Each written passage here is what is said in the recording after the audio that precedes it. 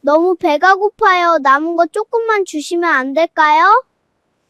어린 남매가 반찬 가게 앞에서 조심스럽게 손을 내밀고 있었습니다. 재개발 구역 확인차 이 시장을 찾은 대기업 회장 성훈의 발걸음이 그 순간 멈췄어요.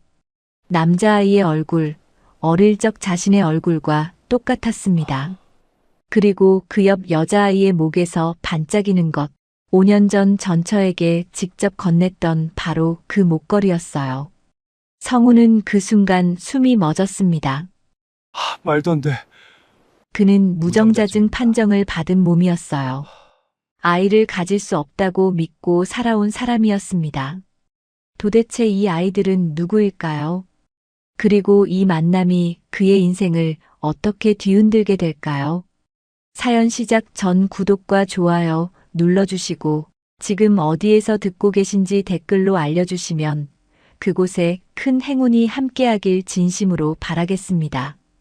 그날 성훈은 자신의 인생이 단 한 문장으로 완전히 두 동강 날 줄은 꿈에도 몰랐습니다. 진료실 문을 열고 들어섰을 때만 해도 성훈의 발걸음은 가벼웠습니다. 38살 그룹 회장 자리에 오른 지 2년이 채 되지 않았고 회사는 탄탄하게 굴러가고 있었고 아내와의 관계도 나쁘지 않았습니다. 결혼한 지 3년이 지나도록 아이 소식이 없기는 했지만 그게 크게 걱정된 건 아니었습니다. 요즘 다들 늦어지는 거라고 바쁘다 보니 그런 거라고 생각하며 넘겼거든요. 아이 하나쯤은 곧 생기겠거니 하는 막연한 기대가 항상 마음 한켠에 자리하고 있었고 그 기대를 확인하러 들어간 자리가 바로 오늘 이 진료실이었습니다. 그래서 이 검사도 대수롭지 않게 생각했습니다. 그냥 확인차 받아보는 거라고 아무 이상 없이 결과가 나오면 아내한테 웃으면서 문자 하나 보내면 그만이라고 생각했습니다.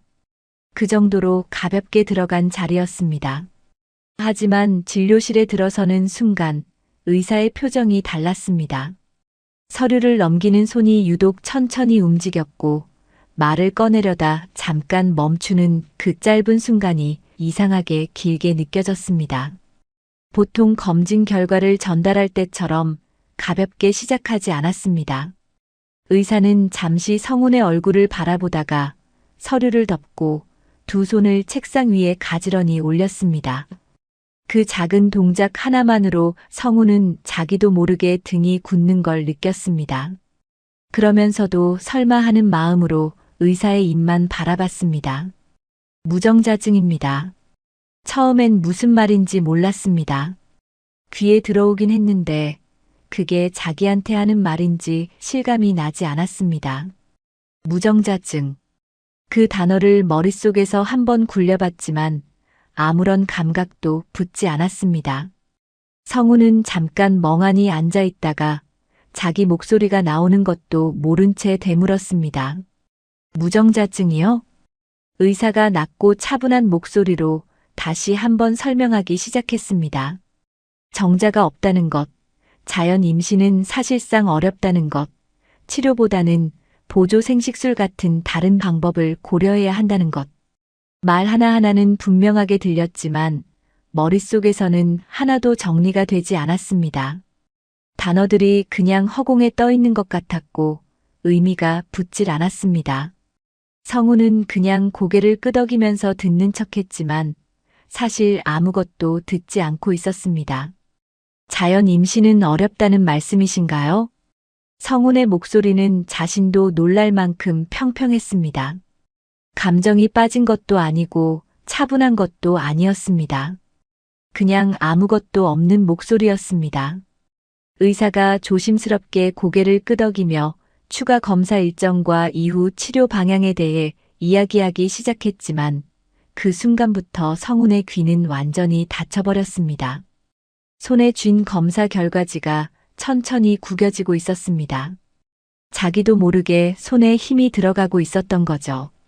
진료실 안의 소리들이 조금씩 멀어지기 시작했습니다. 의사의 목소리도 에어컨 바람 소리도 복도 너머에서 들려오는 발소리도 마치 수면 아래로 천천히 가라앉는 것처럼 모든 것이 흐릿하게 멀어져 갔습니다. 진료실이라는 공간 자체가 실제하지 않는 것 같은 기분이었습니다. 그때 성우는 갑자기 자리에서 일어났습니다. 의사가 아직 말을 끝내지 않은 상태였습니다. 하지만 성우는 그냥 일어났습니다. 더 앉아 있을 수가 없었습니다.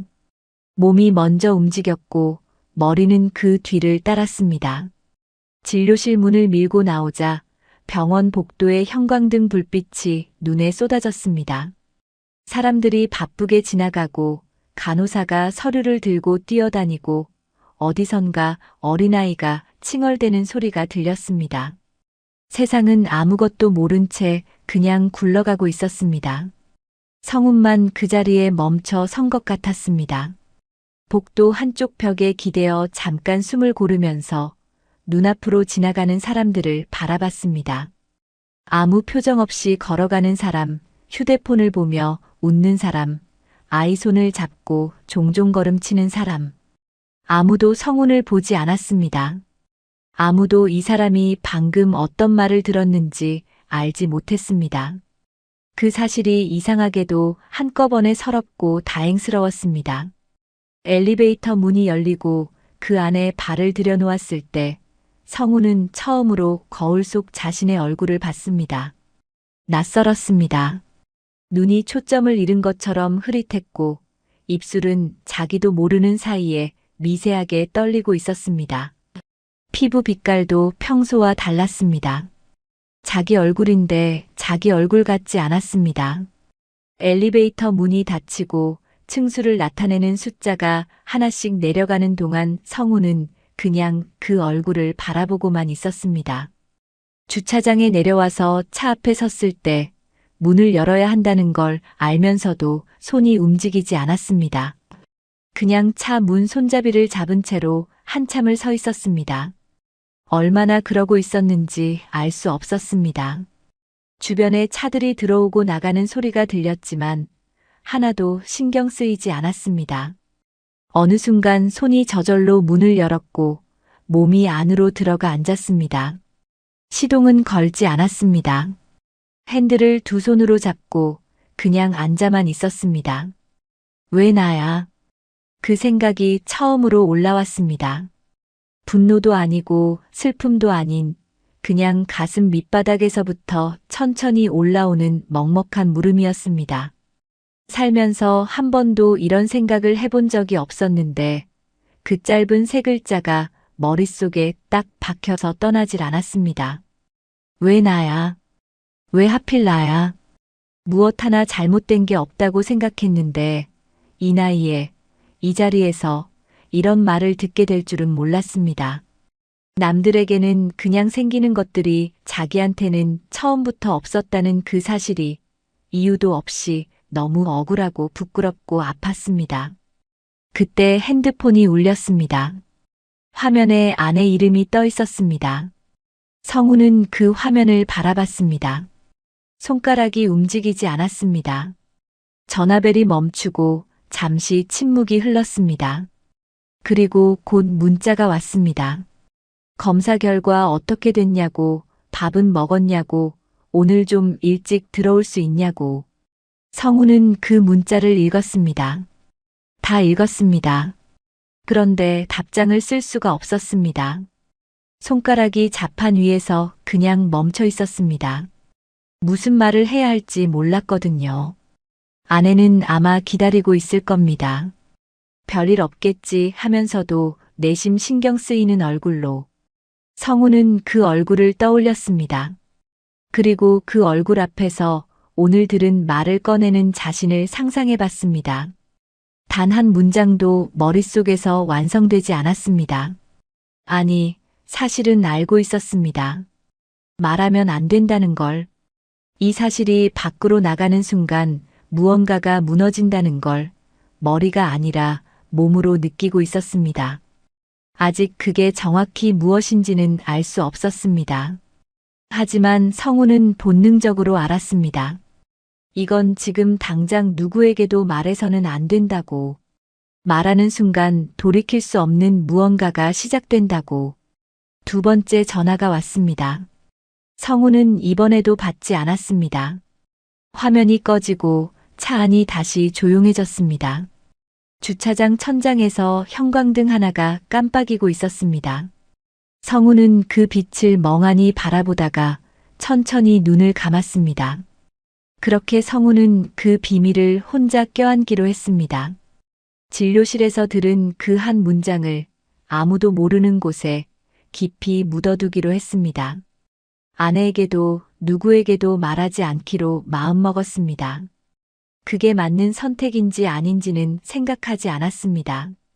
그냥 지금 당장은 그것만이 버틸 수 있는 방법처럼 느껴졌습니다.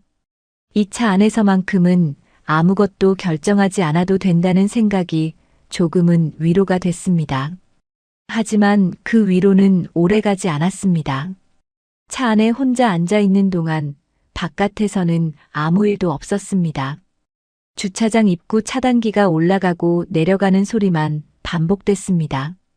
성우는 그 소리를 들으며 가만히 있었습니다. 일어나야 한다는 것도 알았고 집에 가야 한다는 것도 알았습니다. 그냥 조금 더 여기에 있고 싶었습니다. 아무것도 결정하지 않아도 되는 이 자리에. 그리고 그 선택이 앞으로 모든 것을 완전히 바꿔버릴 줄은 그때는 정말 몰랐습니다. 집에 돌아온 건 저녁 8시가 넘어서였습니다. 병원 주차장에서 한참을 앉아 있다가 어느 순간 그냥 차를 몰기 시작했습니다.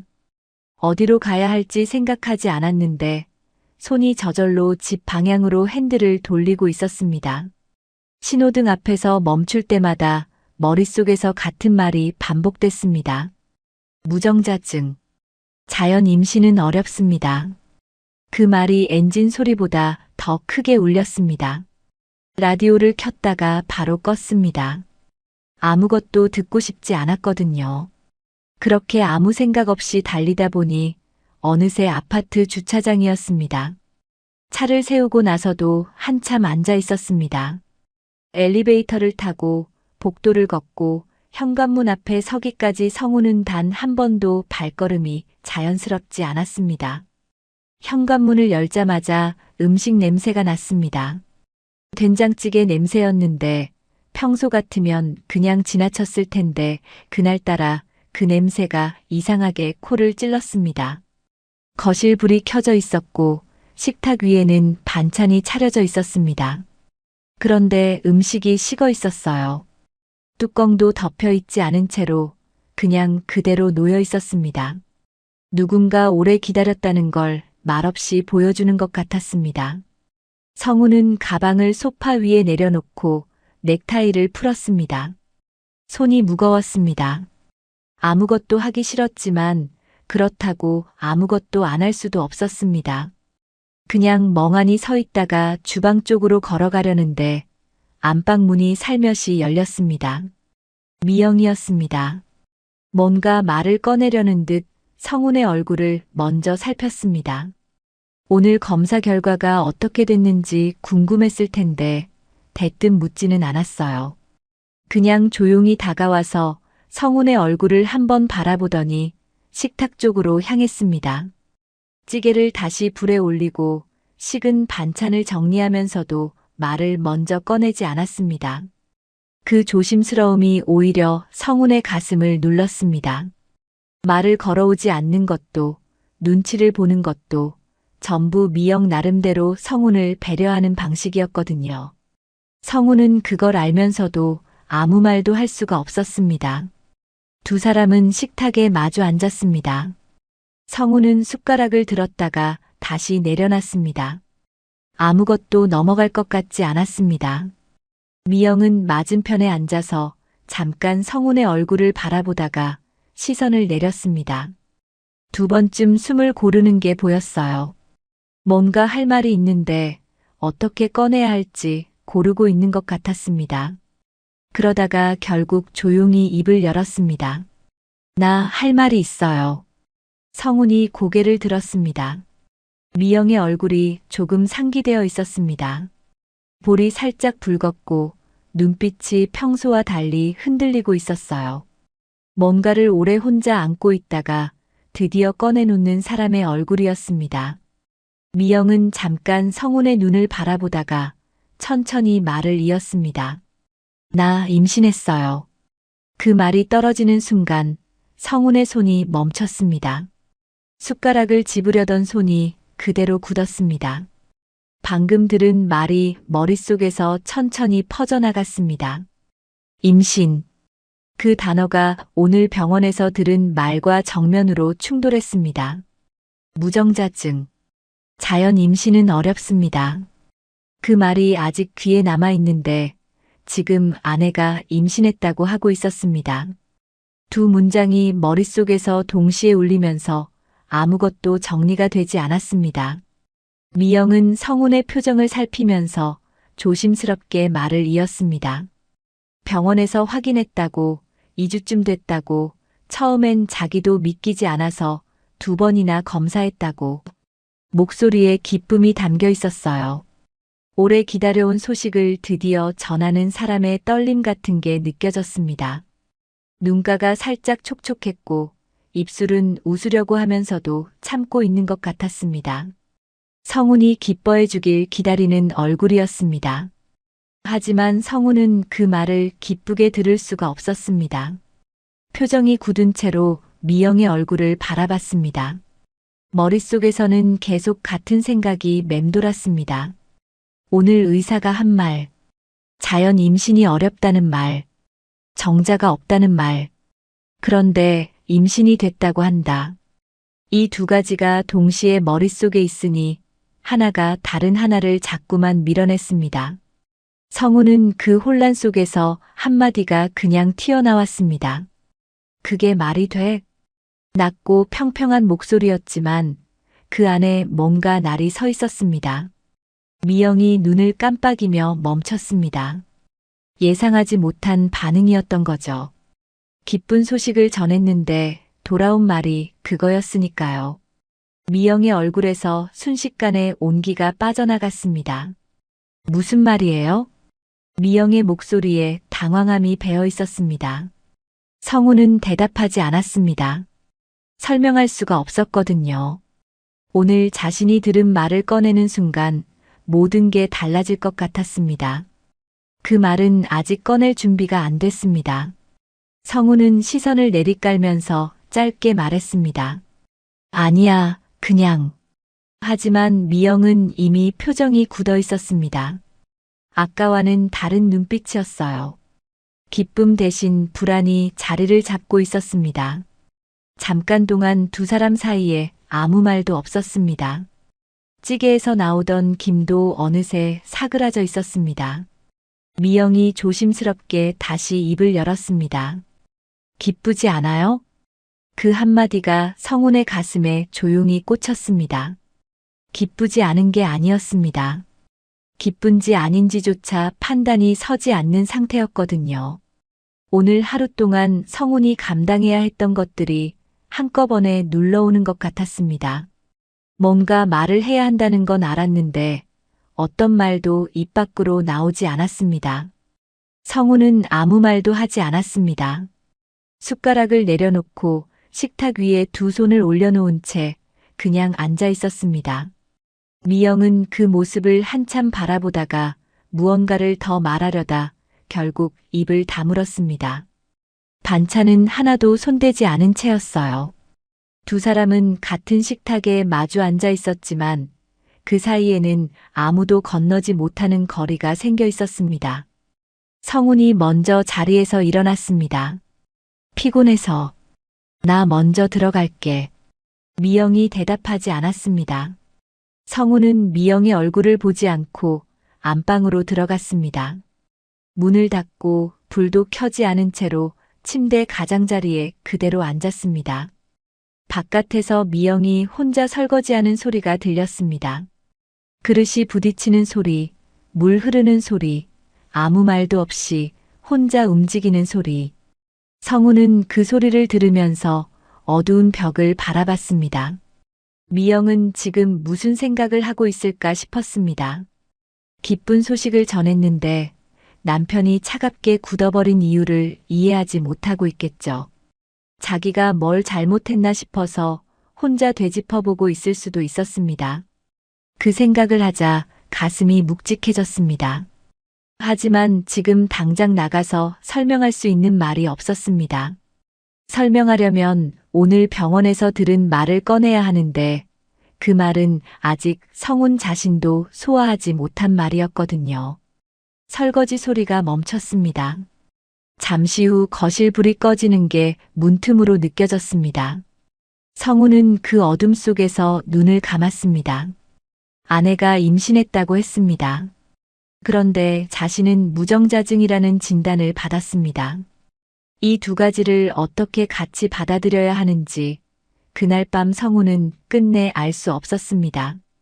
그리고 그 물음은 단순한 혼란으로 끝나지 않았습니다. 가슴 한쪽에서 아주 천천히, 아주 조용히 의심이 싹트기 시작했습니다. 그것이 모든 것을 무너뜨릴 감정이라는 걸 그때는 아직 몰랐습니다. 다음 날 아침 집안의 공기가 완전히 달라져 있었어요. 성훈은 밤새 잠을 이루지 못했습니다. 눈을 감으면 의사의 목소리가 들렸고 눈을 뜨면 어제 미영이 했던 말이 머릿속을 맴돌았거든요. 무정자증, 임신. 이 두 단어가 밤새 서로 부딪히며 떠나질 않았습니다. 새벽 3시가 넘어서도 천장만 바라보다가 4시쯤 됐을 때 결국 자리에서 일어났어요. 거실로 나와 소파에 앉았는데 창밖은 아직 어두웠습니다. 그 어둠 속에서 성훈은 한참 동안 아무 생각도 하지 못한 채 그냥 앉아 있었어요. 미영도 잠을 자지 못한 것 같았습니다. 이른 시간인데도 주방에서 그릇 소리가 났거든요. 평소보다 훨씬 조심스러운 소리였어요. 소리를 줄이면서 눈치를 보면서 움직이는 게 느껴졌습니다. 아마 성훈이 깨어 있다는 걸 알면서도 먼저 말을 걸지 못하고 있었던 거겠죠. 성훈도 그냥 소파에 앉아서 그 소리를 들었습니다. 일어나서 뭔가를 해야 한다는 건 알았는데 몸이 움직이지 않았어요. 결국 아침이 차려지고 두 사람이 식탁에 마주 앉았습니다. 눈이 마주쳤을 때 미영이 먼저 시선을 내렸어요. 성훈도 아무 말 없이 자리에 앉았습니다. 숟가락을 들었다가 내려놓고 국물을 한 번 떴다가 다시 그릇에 놓는 동작이 반복됐어요. 찌개에서 김이 피어오르다 사그라졌습니다. 반찬은 하나도 손대지 않았어요. 그 침묵을 먼저 깬 건 미영이었습니다. 어제는 내가 너무 갑작스럽게 말한 것 같아요. 당신이 당황할 수도 있다는 건 알아요. 근데 우리 한번 제대로 얘기해봐요. 목소리가 조심스러웠습니다. 성훈을 탓하지 않으려고 고르고 고른 말이 느껴졌어요. 어제 그 충격적인 반응을 받고도 다시 먼저 손을 내밀고 있었거든요. 성훈은 그 말을 들으면서 숟가락만 내려다봤습니다. 미영이 말을 이었어요. 뭐가 걱정되는 건지, 뭐가 불안한 건지 같이 생각해보면 되잖아요. 나도 무서워요, 사실은. 근데 같이 하면 되는 거잖아요. 성훈이 고개를 들었습니다. 미영의 얼굴에는 어제의 상처가 아직 남아 있었어요. 눈밑이 살짝 부어 있었고 눈빛도 평소보다 흔들렸습니다. 밤새 울었거나 뜬 눈으로 지샜거나 둘 중 하나였겠죠. 그럼에도 포기하지 않으려는 눈빛이 느껴졌어요. 성훈은 그 눈빛을 마주하다가 다시 시선을 내렸습니다. 말할 수가 없었습니다. 무정자증이라는 말을 꺼내는 순간 그 다음에 이어질 말들이 머릿속에서 한꺼번에 밀려왔거든요. 아이를 의심한 것도 이혼을 꺼낸 것도 전부 설명해야 하는 상황이 되는 거잖아요. 성훈은 그걸 도저히 감당할 자신이 없었습니다. 그래서 그냥 숟가락을 내려놓고 자리에서 일어났어요. 아무 말도 없이 서재로 들어가 문을 닫았습니다. 그날 하루가 그렇게 흘렀어요. 성훈은 서재에서 나오지 않았습니다. 밥때가 됐을 때 미영이 문 앞에 와서 노크를 했어요. 성훈은 대답하지 않았습니다. 발소리가 잠깐 머물다가 천천히 멀어졌어요. 저녁에도 같은 일이 반복됐습니다. 미영이 문 앞에 서 있는 시간이 조금 더 길었지만 결국 아무 말 없이 돌아갔어요. 성우는 그 소리를 들으면서 서재 의자에 앉아 창밖만 바라봤습니다. 밤이 깊어졌고 집안이 조용해졌어요. 성우는 그 조용함 속에서 혼자 생각을 정리했습니다. 무정자증, 아내의 임신. 이 두 가지는 동시에 사실일 수가 없었어요. 의사의 말이 맞다면 그 아이는 자신의 아이가 아닌 겁니다. 그 결론에 도달하는데 이틀이 걸렸지만 도달하고 나니 오히려 더 공허했어요. 분노가 올라와야 할 것 같은데 그냥 텅 빈 느낌만 남았습니다. 그리고 다음 날 아침이 왔어요. 성우는 해가 뜨기 전에 일어나 거실 소파에 앉아 있었습니다. 미영이 방에서 나왔을 때 성훈이 그 자리에 앉아 기다리고 있는 걸 보고 잠깐 멈췄어요. 뭔가 할 말이 있다는 걸 느꼈는지 조용히 맞은편에 앉았습니다. 두 사람 사이에 잠깐의 침묵이 흘렀어요. 먼저 입을 연 건 성훈이었습니다. 그만하자. 미영이 눈을 들었어요. 그게 무슨 말인지 바로 이해하지 못하는 표정이었습니다. 무슨 말이에요? 성우는 미영의 얼굴을 보지 않았어요. 시선이 창문 너머 어딘가에 고정된 채였습니다. 목소리는 낮고 건조했어요. 이혼하자. 그 말이 떨어지는 순간 미영의 표정이 멈췄습니다. 웃지도 울지도 않았어요. 그냥 굳어버렸습니다. 시계 소리만 들렸어요. 미영은 천천히 숨을 고르다가 겨우 입을 열었습니다. 아이는요? 그 한마디가 성훈의 가슴을 찔렀어요. 대답하지 않았습니다. 아니, 대답할 수가 없었어요. 머릿속에서는 또다시 그 말이 울렸습니다. 무정자증. 자연 임신은 어렵습니다. 자신은 아이를 가질 수 없는 몸인데 아내가 임신했다고 한다. 그 아이는 자신의 아이가 아닌 거잖아요. 이틀 동안 혼자 사귀고 사귀던 말이 결국 터져 나왔습니다. 그 아이, 내 아이 아니잖아. 차갑고 낮은 목소리였어요. 말하고 나서 성훈 자신도 잠깐 굳었습니다. 하지만 멈출 수가 없었어요. 미영이 굳었습니다. 표정이 변하는 게 보였어요. 당황도 아니고 분노도 아닌 뭔가 훨씬 더 깊은 것이 얼굴 위로 천천히 올라오는 것 같았습니다. 믿을 수 없다는 눈빛이었어요. 자신이 가장 힘든 순간에 가장 가까운 사람이 그 말을 했다는 게. 미영은 한참 동안 성훈을 바라봤습니다. 입술이 떨렸어요. 그게 무슨 소리예요? 당신 정말. 말을 잇지 못했어요. 목소리가 끊겼습니다. 더 이상 아무 말도 나오지 않았어요. 미영은 천천히 자리에서 일어났습니다. 성훈을 한 번 더 바라봤습니다. 그 눈빛에는 분노도 슬픔도 아닌 뭔가 다른 것이 담겨 있었어요. 더 이상 이 사람과 같은 공간에 있을 수 없다는 결심 같은 것이었습니다. 방으로 들어가는 소리가 들렸어요. 서랍을 여닫는 소리, 옷을 챙기는 소리. 성우는 소파에 앉은 채로 그 소리를 들었습니다. 막아야 한다는 생각이 스쳤지만 몸이 움직이지 않았어요. 무슨 말을 해야 할지도 몰랐습니다. 얼마 지나지 않아 미영이 작은 가방 하나를 들고 거실로 나왔어요. 꼭 필요한 것만 챙긴 것 같았습니다. 현관 앞에 서서 신발을 신었어요. 그리고 잠깐 멈췄습니다. 성훈 쪽을 돌아봤어요. 성훈은 그 시선을 느꼈지만 고개를 들지 않았습니다. 할 말이 없었어요. 아니, 있었지만 할 수 없었습니다. 미영은 아무 말도 하지 않았어요. 변명하지 않았습니다. 해명하지도 않았어요. 그냥 문을 열었습니다. 그리고 나갔어요.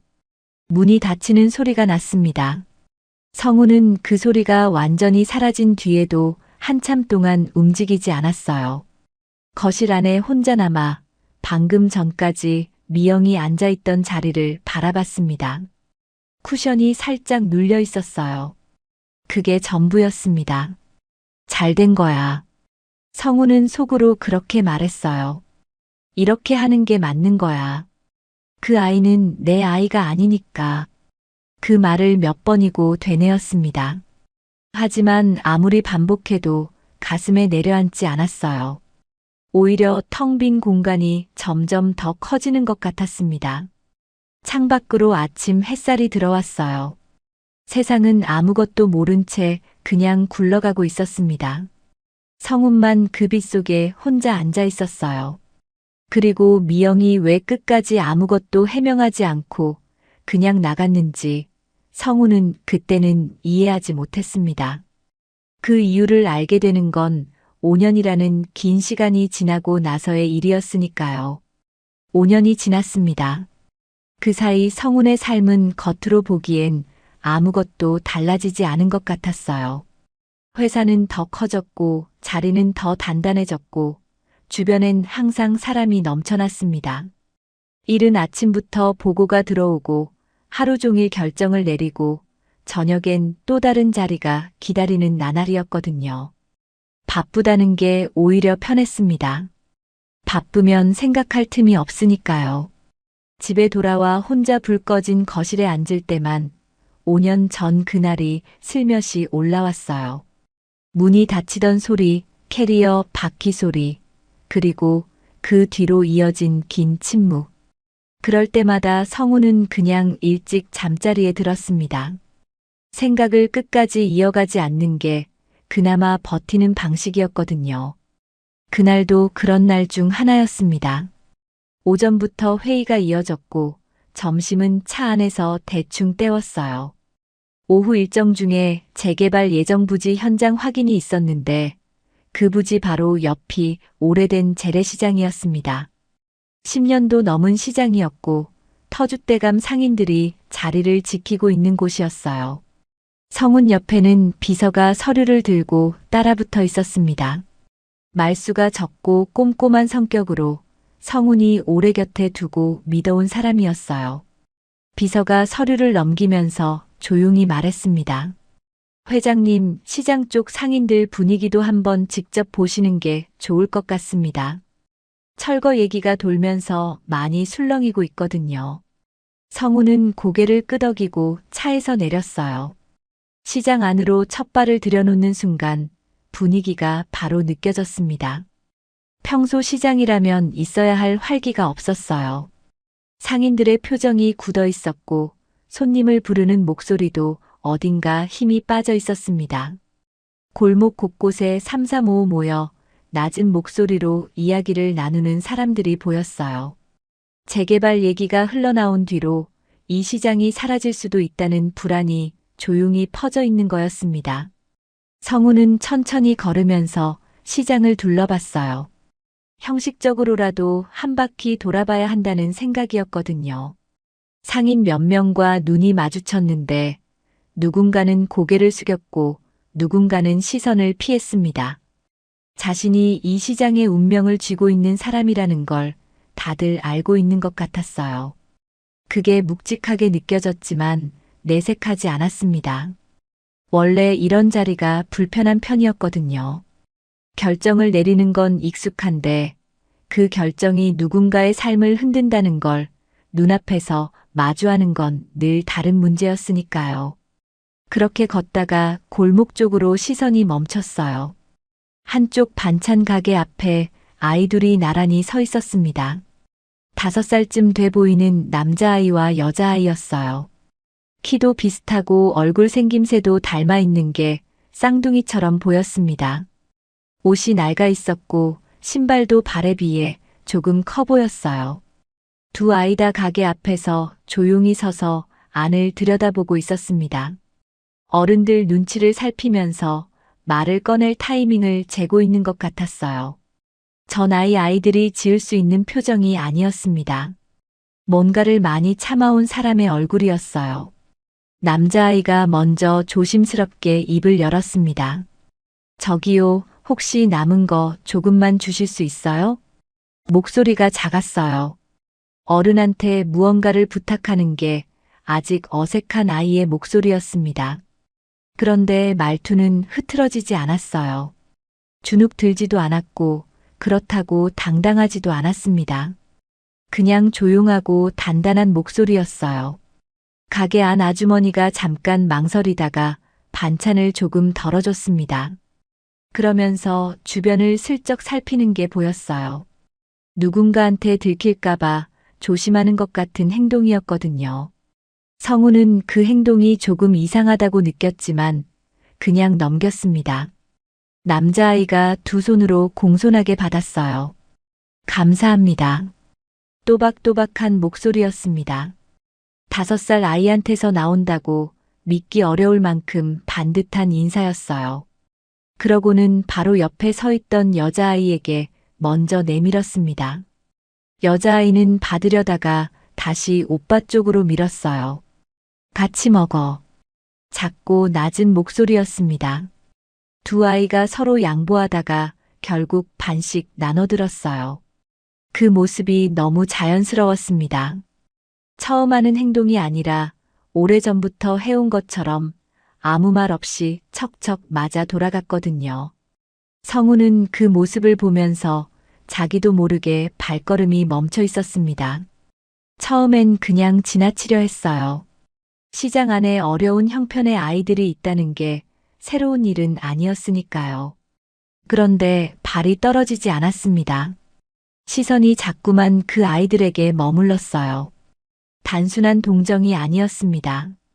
뭔가 설명하기 어려운 감각이었는데 가슴 한쪽이 조금씩 조여드는 것 같았거든요. 이상하다는 생각이 들었어요. 하루에도 수십 명씩 사람을 만나고 수백억짜리 결정을 내리는 사람이 왜 시장 골목에 서 있는 아이 둘한테 눈을 뗄 수가 없는 걸까? 두 아이는 다음 가게로 이동했습니다. 성우는 그 뒤를 눈으로 따라갔어요.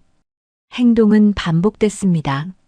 조용히 다가가서 작은 목소리로 부탁하고 조금 받으면 서로 나눴어요. 어느 가게에서는 아무것도 받지 못하고 그냥 돌아서기도 했습니다. 그럴 때도 두 아이는 불평 한마디 없었어요. 그냥 서로 눈을 마주치고 조용히 다음 가게로 걸어갔습니다. 그 눈빛이 자꾸 마음에 걸렸어요. 저 나이 아이들이 가질 수 있는 눈빛이 아닌 것 같았거든요. 어른도 쉽게 갖기 어려운 포기도 아니고 체념도 아닌 그냥 오늘 하루를 버티는 눈빛이었습니다. 저 아이들 뒤에 어떤 사정이 있는 걸까? 그 생각이 머릿속에 자리를 잡기 시작했어요. 부모는 어디 있는 걸까? 이 시장에서 저렇게 하루하루를 버티고 있는 건 언제부터인 걸까? 질문이 하나씩 쌓였습니다. 그런데 그 질문들이 그냥 궁금증으로 끝나지 않았어요. 이유를 알 수 없는 답답함이 같이 따라왔거든요. 비서가 옆에서 조용히 말했어요. 회장님, 다음 일정 시간이 됐습니다. 성우는 대답하지 않았습니다. 시선이 아직 아이들에게 머물러 있었거든요. 바로 그때였어요. 여자아이가 고개를 숙이는 순간 햇빛에 뭔가가 반짝였습니다. 목에 걸린 작은 목걸이였어요. 그 순간 성운의 눈이 그대로 굳었습니다. 심장이 한 박자 늦게 뛰는 것 같았어요. 회장님? 비서가 다시 불렀습니다. 성운이 그제야 고개를 돌렸어요. 하지만 표정이 아까와 달랐습니다. 눈빛에 뭔가가 담겨 있었어요. 그냥 지나칠 수 없다는 것, 가까이서 확인해야 한다는 것. 그 감각이 성운의 발을 움직였습니다. 잠깐만. 낮게 말하고는 아이들 쪽으로 한 발 다가섰어요. 가까이 다가갈수록 목걸이가 더 선명하게 보였습니다. 햇빛에 반짝이는 은빛 펜던트였어요. 별 모양이었습니다. 성운의 발걸음이 저절로 빨라졌어요. 자신이 왜 그러는지 정확히 알 수 없었습니다. 그냥 확인해야 한다는 감각이 몸을 이끌었어요. 아이들 쪽으로 두세 발짝 더 다가갔을 때 여자아이가 고개를 들었습니다. 낯선 어른이 자기 쪽으로 걸어오는 게 보였던 거죠. 그 순간 아이의 눈빛이 바뀌었어요. 호기심도 아니고 반가움도 아니었습니다. 조심스럽게 긴장하는 눈빛이었어요. 처음 보는 어른을 함부로 믿지 않는 아이의 눈빛이었습니다. 남자아이가 그걸 먼저 알아챘어요. 슬쩍 옆으로 한 발 움직이더니 여자아이 앞에 섰습니다. 동생을 뒤로 가리는 행동이었어요. 5살짜리 아이가 하기엔 너무 자연스러운 동작이었습니다. 오래 몸에 밴 것처럼 생각하지 않아도 저절로 나오는 행동이었어요. 성우는 그 모습을 보면서 발이 멈췄습니다. 그때 남자아이와 눈이 마주쳤어요. 숨이 턱 막히는 것 같았습니다. 눈매가 익숙했어요. 코 선도요. 입술을 꾹 담은 표정도. 어디서 본 얼굴인지 금방 떠오르지 않았는데 가슴이 먼저 알아챘습니다. 쿵 하고 심장이 한 박자 늦게 뛰었어요. 오래된 사진 한 장이 머릿속에 떠올랐습니다. 성훈이 어렸을 때 찍은 가족 사진이었어요. 그 사진 속에서 카메라를 바라보던 어린 성훈의 얼굴과 지금 눈앞에서 자신을 올려다보는 이 아이의 얼굴이 겹쳤습니다. 설마 속으로 삼켰어요. 고개를 저었습니다. 그럴 리 없다고. 이건 그냥 우연이라고. 닮은 아이는 얼마든지 있을 수 있다고. 스스로를 다독였지만 심장은 좀처럼 가라앉지 않았어요. 성우는 무릎을 살짝 굽혀 눈높이를 낮추면서 조용히 물었습니다. 배고프니? 남자아이가 고개를 저었어요. 배고프지 않다는 게 아니라 그냥 괜찮다는 뜻이었을 거예요. 말없이 버티는 아이의 대답이었습니다. 여자아이는 오빠 뒤에서 성훈을 바라봤어요. 눈이 컸습니다. 경계하면서도 뭔가를 살피는 눈빛이었어요. 성훈은 그 눈빛을 보다가 다시 목걸이 쪽으로 시선이 내려갔습니다. 가까이서 보니 더 확실했어요. 은빛 체인에 별 모양 펜던트. 오래 한 것 같았습니다. 체인이 조금 변색돼 있었거든요. 하지만 펜던트는 여전히 반짝이고 있었어요.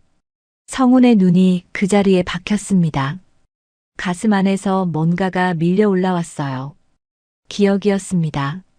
선명하고 또렷한 기억이었어요. 결혼 2주년 되던 날 저녁이었습니다. 성훈이 미영의 손을 잡고 작은 상자를 건넸던 그날이었어요. 상자 안에 은빛 체인 목걸이가 들어있었습니다. 작은 별 모양 펜던트 안쪽에 두 사람 이름의 첫 글자를 각인해서 맞춘 거였어요. 미영이 그걸 꺼내 들고 웃던 얼굴이 떠올랐습니다. 목에 걸어달라고 뒤돌아 서던 미영의 뒷모습도요. 그날 밤 미영의 목에 직접 걸어줬던 그 목걸이였어요. 세상에 단 하나뿐인 목걸이였습니다. 두 사람의 이름 첫 글자가 새겨진 펜던트는 이 세상에 똑같은 게 없었거든요. 그 목걸이가 지금 이 아이의 목에 걸려 있었습니다. 손이 떨렸어요. 자기도 모르게 한 발 더 다가갔습니다. 펜던트 안쪽 각인을 확인해야 했어요. 몸을 앞으로 기울이는데 여자아이가 반사적으로 뒤로 물러섰습니다. 동시에 남자아이가 한 발 앞으로 나서며 성훈과 동생 사이를 막았어요. 말은 하지 않았습니다. 그냥 그 자리에 서서 성훈을 바라봤어요. 눈빛이 단호했습니다. 더 이상 다가오지 말라는 눈빛이었어요. 성훈은 멈췄습니다. 한 발 물러섰어요. 숨을 한 번 고르고 여자아이를 바라봤습니다. 여자아이는 이미 목걸이를 손으로 움켜쥐고 있었어요. 옷 안쪽으로 집어넣으려는 행동이었습니다. 누군가한테 빼앗길까봐 지키려는 것 같았어요. 그 작은 손이 목걸이를 꽉 쥐는 모습을 보면서 성우는 가슴 한쪽이 조용히 무너지는 것 같았습니다. 각인을 확인하지 못했어요. 아이가 손으로 가려버렸거든요. 하지만 별 모양 펜던트만으로도 가슴이 두근거렸습니다. 저 목걸이가 그 목걸이일 수도 있다는 생각이 머릿속에서 떠나지 않았어요. 아닐 수도 있었습니다. 비슷하게 생긴 목걸이는 얼마든지 있을 수 있거든요. 하지만 그 생각이 오래가지 않았어요. 가슴이 이미 알고 있다는 듯이 계속 쿵쿵 뛰고 있었습니다. 성우는 손을 꽉 쥐었어요. 손바닥이 축축했습니다. 그냥 그 자리에 주저앉고 싶었어요. 하지만 그러지 않았습니다. 아이들이 보고 있었거든요. 성우는 입술을 꾹 다물고 숨을 천천히 고른 뒤 아이들을 바라봤어요. 5년이었습니다. 5년 동안 그날의 일을 머릿속에서 지우려고 했어요. 잘된 거라고, 그게 맞는 거라고 수없이 되뇌었습니다. 그런데 지금 이 순간 그 5년이 전부 흔들리는 것 같았어요. 남자아이의 얼굴을 다시 봤습니다. 아까 순간적으로 스쳤던 그 느낌이 또 왔어요. 아이의 눈매, 코선, 꾹 담은 입술. 성훈 자신의 어릴 적 모습이었습니다. 부정하고 싶었어요. 그냥 비슷한 거라고, 닮은 아이는 세상에 얼마든지 있다고. 하지만 가슴이 말을 듣지 않았습니다. 목걸이만이 아니었어요. 저 얼굴도. 두 가지가 동시에 가슴을 눌러왔습니다. 한쪽은 기억이고 한쪽은 닮음이었어요. 그 두 가지가 같은 방향을 가리키고 있었습니다. 두 아이가 더 이상 머물지 않고 자리를 떴어요. 성훈 쪽을 한 번 더 바라보다가 조용히 골목 안쪽으로 걸어 들어갔습니다. 두 아이가 나란히 걸어가는 모습이었어요. 키가 비슷했고 걸음걸이도 닮아 있었습니다. 한 쌍처럼 딱 붙어서 걸어갔어요. 성우는 그 모습을 보면서 가슴이 또 내려앉는 것 같았습니다. 무의식적으로 발을 뗐어요. 자신이 지금 무얼 하는 건지 생각하기도 전에 몸이 먼저 움직였습니다. 비서가 당황한 목소리로 불렀어요. 회장님, 어디 가십니까? 성우는 대답하지 않았습니다. 아이들이 꺾어 들어간 골목 어귀에서 잠깐 멈췄어요. 좁고 어두운 골목이었습니다. 낡은 건물들이 양쪽으로 늘어서 있었고 아이들의 뒷모습이 그 안으로 조금씩 멀어지고 있었어요. 비서가 다시 불렀습니다. 회장님. 성훈이 그제야 짧게 말했어요. 잠깐 기다려. 그리고 천천히 골목 안으로 발을 들여놓았습니다. 저 목걸이의 각인을 반드시 확인해야 했어요. 저 남자아이의 얼굴이 정말 자신을 닮은 건지도요. 그리고 이 두 가지가 동시에 사실이라면 그게 무엇을 의미하는 건지 그 답을 확인하지 않고는 돌아설 수가 없었습니다. 발걸음이 조용히 그리고 천천히 아이들의 뒤를 따랐어요. 골목은 좁고 어두웠습니다. 양쪽으로 낡은 건물들이 늘어서 있었고 바닥에는 군데군데 금이 간 시멘트가 깔려 있었어요. 아이들의 발소리가 앞에서 들렸습니다. 작고 가벼운 발소리였어요. 성우는 일정한 거리를 두고 그 뒤를 따랐습니다. 너무 가까이 가면 아이들이 또 긴장할 것 같았거든요. 그냥 어디로 가는지만 확인하자는 생각이었어요. 그게 처음 마음이었습니다. 아이들은 골목을 2번 꺾어 들어갔어요. 지름길을 아는 것처럼 망설임 없이 걸었습니다. 이 골목을 수없이 다녀온 아이들이라는 게 느껴졌어요. 성우는 그 뒷모습을 바라보면서 가슴 한쪽이 계속 무거워지는 걸 느꼈습니다. 저 아이들이 매일 이 길을 걸어 시장에 나오는 거겠죠. 먹을 걸 조금씩 얻어서 서로 나눠 먹으면서 그렇게 하루하루를 버티고 있는 거겠죠. 그 생각이 가슴을 눌렀습니다. 그러면서도 발걸음을 멈출 수 없었어요. 아이들이 낡은 다세대 주택 앞에서 멈췄어요. 4층짜리 건물이었습니다. 외벽 페인트가 군데군데 벗겨져 있었고 계단 난간이 녹슬어 있었어요. 현관 입구에는 오래된 우편함이 줄지어 달려 있었는데 이름표가 떨어진 것도 있었습니다. 아이들이 건물 안으로 들어가 계단을 올라갔습니다. 성우는 건물 입구 앞에서 잠깐 멈췄어요. 들어가야 하나 말아야 하나. 잠깐 망설였습니다. 하지만 발이 이미 안으로 향하고 있었어요. 계단을 올라가는 아이들의 발소리가 들렸습니다. 성훈도 천천히 계단을 올랐어요. 계단 벽에는 낡은 벽지가 군데군데 뜯겨 있었고 형광등 하나가 깜빡이고 있었습니다. 3층쯤 됐을 때 아이들의 발소리가 멈췄어요. 문 앞에서 아이들의 목소리가 들렸습니다. 엄마 아직 안 왔어. 남자아이의 목소리였어요. 여자아이가 뭐라고 대꾸하는 소리가 들렸지만 잘 들리지 않았습니다. 성우는 계단 중간에 멈춰 섰어요. 엄마. 그 말이 귀에 박혔습니다. 아이들에게 엄마가 있다는 것. 그리고 그 엄마가 아직 집에 없다는 것. 성우는 그 사실을 머릿속에서 굴리면서 천천히 다시 발을 뗐어요. 3층 복도에 올라섰을 때 아이들이 문 앞에 나란히 서 있는 게 보였습니다. 성훈이 나타나자 두 아이가 동시에 고개를 돌렸어요. 남자아이의 눈빛이 다시 긴장했습니다. 여자아이는 오빠 뒤로 살짝 몸을 숨겼어요. 성훈은 멈춰서서 두 아이를 바라봤습니다. 뭔가 말을 해야 할 것 같았는데 아무 말도 나오지 않았어요. 그때 아래층에서 발소리가 들려왔습니다. 계단을 올라오는 소리였어요. 장바구니가 계단 난간에 부딪히는 소리도 같이 들렸습니다. 성우는 그 소리를 들으면서 난간 쪽으로 몸을 틀었어요. 계단 아래를 내려다봤습니다. 누군가 올라오고 있었어요. 그리고 그 사람이 3층에 올라섰을 때 성우는 숨이 멎는 것 같았습니다. 김미영이었어요. 장바구니를 두 손에 들고 계단을 올라오다가 복도에 서 있는 성훈과 눈이 마주쳤습니다. 미영의 발이 그 자리에서 굳었어요. 표정이 한순간에 굳어버렸습니다. 손에 들고 있던 장바구니가 기울었고 안에 있던 물건 하나가 바닥으로 떨어졌어요. 미영은 그걸 줍지도 않았습니다.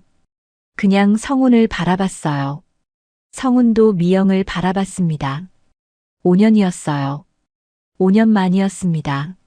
머리가 조금 길어졌고 얼굴이 조금 야위었어요. 눈 밑에 피곤함이 배어 있었습니다. 손이 거칠어져 있었어요.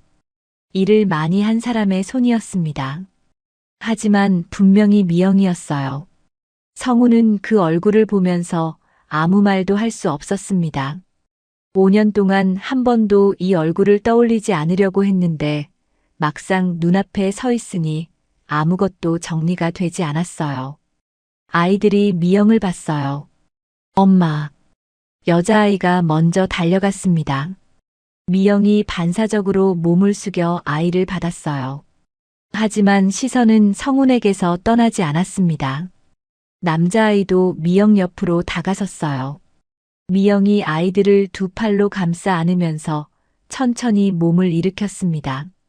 그러면서도 성훈을 계속 바라봤어요. 아무 말도 없었습니다. 복도에 침묵이 흘렀어요. 성훈의 시선이 미영에게서 아이들로 다시 미영으로 이동했습니다. 머릿속에서 퍼즐 조각들이 하나씩 맞춰지는 것 같았어요. 아이들의 나이, 목걸이, 남자아이의 얼굴, 그리고 지금 눈앞에 서 있는 미영. 이 모든 것들이 하나의 방향을 가리키고 있었습니다. 성훈이 떨리는 목소리로 겨우 입을 열었어요. 아이들이 몇 살이에요? 미영이 잠깐 망설였습니다. 아이들을 한번 내려다보다가 다시 성훈을 바라봤어요. 그리고 조용히 대답했습니다. 5살이에요. 그 말이 떨어지는 순간 성훈의 표정이 완전히 굳었어요. 5살. 머릿속에서 시간이 빠르게 거슬러 올라갔습니다. 5년 전, 미영이 임신했다고 했던 그날, 자신이 이혼하자고 했던 그날, 미영이 아무 말 없이 짐을 싸서 나갔던 그날, 그 시점과 지금 이 아이들의 나이가 정확히 맞아떨어졌어요. 그러면 아이 아빠는 그 생각이 치고 올라왔습니다. 자신은 무정자증이었어요. 아이를 가질 수 없는 몸이었습니다. 그런데 미영이 임신했다고 했고 자신은 그 아이가 자기 아이가 아니라고 확신했어요. 그래서 이혼을 밀어붙였습니다. 그런데 지금 눈앞에 있는 이 아이들은 남자아이의 얼굴은 자신을 닮아 있었어요. 여자아이의 목에는 자신이 미영에게 줬던 목걸이가 걸려 있었습니다. 이 두 가지가 동시에 사실이라면 그럼 아이 아빠는 도대체 누구인 거야? 머릿속이 뒤엉켰어요. 무정자증 진단이 맞는 건지 아니면 그 진단 자체가 잘못된 건지 아무것도 정리가 되지 않았습니다. 성우는 말을 잇지 못했어요. 미영이 아이들을 뒤로 살짝 밀었습니다. 아이들한테서 성운을 멀리하려는 행동이었어요. 아이들은 상황을 이해하지 못한 채 두 사람을 번갈아 바라봤습니다. 복도에 다시 침묵이 내려앉았어요. 성운이 한 발 다가서려는 순간 아래층에서 이웃 주민이 올라오는 소리가 들렸습니다. 미영이 먼저 몸을 움직였어요. 아이들의 손을 잡고 문을 열었습니다. 그리고 들어가기 직전에 성운을 돌아봤어요. 아무 말도 하지 않았습니다. 그냥 바라봤어요. 그 눈빛 안에 뭔가가 있었습니다. 두려움인지 체념인지 아니면 그 두 가지가 섞인 건지 성우는 알 수 없었어요. 문이 닫혔습니다. 성우는 그 닫힌 문 앞에 혼자 서 있었어요. 복도가 조용해졌습니다. 아래층에서 올라오던 주민이 성운을 힐끗 보고 자기 집으로 들어갔어요. 성운은 움직이지 않았습니다. 닫힌 문을 바라보면서 그냥 서 있었어요. 머릿속이 너무 복잡했습니다. 무정자증, 아이들의 나이, 목걸이, 남자아이의 얼굴. 이 모든 것들이 한꺼번에 뒤엉켜서 아무것도 정리가 되지 않았어요. 하지만 지금 당장 문을 두드릴 수는 없었습니다. 그럴 자격이 자신에게 있는지조차 알 수 없었거든요. 성우는 천천히 뒤돌아서서 계단을 내려갔어요. 발걸음이 무거웠습니다. 골목을 빠져나와 시장 앞에 섰을 때 비서가 달려왔어요. 회장님 괜찮으십니까? 성우는 대답하지 않았습니다. 차 쪽으로 걸어가면서 한 가지 생각만 머릿속에 남아 있었어요. 확인해야 한다. 반드시 확인해야 한다. 그리고 그 확인이 자신이 생각하는 방향으로 나온다면 자신이 5년 동안 해온 선택이 무엇이었는지도 마주해야 한다는 걸 알고 있었습니다. 차가 출발하고 나서도 한참 동안 아무 말이 없었습니다. 성우는 뒷좌석에 앉아 창밖을 바라봤어요. 시장 골목이 점점 멀어졌습니다. 사람들이 오가고 상인들이 물건을 정리하고 아이들이 뛰어노는 평범한 오후였어요. 그런데 성운의 눈에는 아무것도 들어오지 않았습니다. 머릿속에서 아까 복도에서 봤던 장면들이 계속 반복됐어요. 미영의 굳은 얼굴, 아이들, 닫히는 문, 그리고 5살이라는 말. 그 말 하나가 머릿속에서 떠나지 않았습니다. 5살. 5년 전 미영이 임신했다고 했을 때 성우는 그 아이가 자기 아이가 아니라고 확신했어요. 무정자증이라는 진단을 받았으니까요. 자연 임신은 어렵다는 의사의 말을 직접 들었으니까요. 그래서 이혼을 밀어붙였습니다. 그런데 지금 저 아이들은 5살이었어요. 그 시점이 정확히 맞아떨어졌습니다. 남자아이의 얼굴은 자신을 닮아 있었어요. 여자아이의 목에는 자신이 미영에게 줬던 목걸이가 걸려 있었습니다. 이 두 가지가 동시에 사실이라면 그게 무엇을 의미하는 건지 성우는 생각하고 싶지 않았어요. 생각하면 할수록 가슴이 무너지는 것 같았거든요. 이게 전부 우연일 수 있을까요? 성우는 눈을 감았어요. 머릿속이 두 갈래로 갈라지는 것 같았습니다. 한쪽에서는 그럴 리 없다고 했어요. 의사가 직접 무정자증이라고 했고 검사 결과지도 있었습니다. 5년 전 그날 진료실에서 들었던 말은 분명했어요. 하지만 다른 한쪽에서는 자꾸만 다른 방향을 가리켰습니다. 저 아이들을 봤을 때 가슴이 먼저 반응했거든요. 머리가 아니라요. 그리고 5년 동안 한 번도 느껴보지 못했던 감각이었습니다. 설명할 수 없는 그 감각이 자꾸만 같은 곳을 가리키고 있었어요. 성우는 그걸 외면하고 싶었지만 이미 늦은 것 같았습니다. 차가 멈추기 전에 성훈이 먼저 입을 열었어요. 5년 전에 내가 검사받은 병원, 담당 의사 이름, 전부 다 다시 찾아봐. 앞 좌석에서 비서가 잠깐 멈칫했습니다. 뜬금없는 짓이라는 걸 느꼈을 거예요. 하지만 바로 고개를 끄덕이고 수첩을 꺼냈어요. 알겠습니다. 성우는 더 설명하지 않았습니다. 다시 창밖을 바라봤어요. 차창에 자신의 얼굴이 희미하게 비쳤습니다. 5년 전과 달라진 얼굴이었어요. 눈가에 잔주름이 생겼고 표정도 굳어 있었습니다. 그 세월 동안 자신이 무엇을 믿고 살아왔는지 그게 지금 흔들리고 있었어요. 오피스 건물들이 차창 너머로 스쳐 지나갔습니다. 성우는 그냥 그걸 바라봤어요. 아무 생각도 하지 않으려고 했지만 머릿속은 조용해지지 않았습니다. 며칠이 지났어요. 비서가 사무실로 서류를 들고 왔습니다. 성우는 그걸 펼쳐들고 천천히 읽었어요. 5년 전 검사를 받았던 병원 이름, 담당 의사 이름, 진단 날짜. 전부 기억 속 내용과 일치했습니다. 성우는 그 서류를 보면서 다시 한번 그날 기억이 떠올랐어요. 진료실 형광등 불빛, 의사가 서류를 넘기다 멈추던 손, 그리고 낮고 차분한 목소리로 떨어졌던 그 말. 무정자증입니다. 그 기억은 5년이 지나도 선명했어요. 그런데 한 가지가 눈에 걸렸습니다. 담당 의사가 그 병원을 떠난 시점이었어요. 성훈이 진단을 받고 나서 얼마 지나지 않아 그 의사가 갑자기 병원을 그만뒀습니다. 특별한 이유도 없이요. 성훈은 서류에서 눈을 들고 비서를 바라봤어요. 비서가 먼저 말을 꺼냈습니다.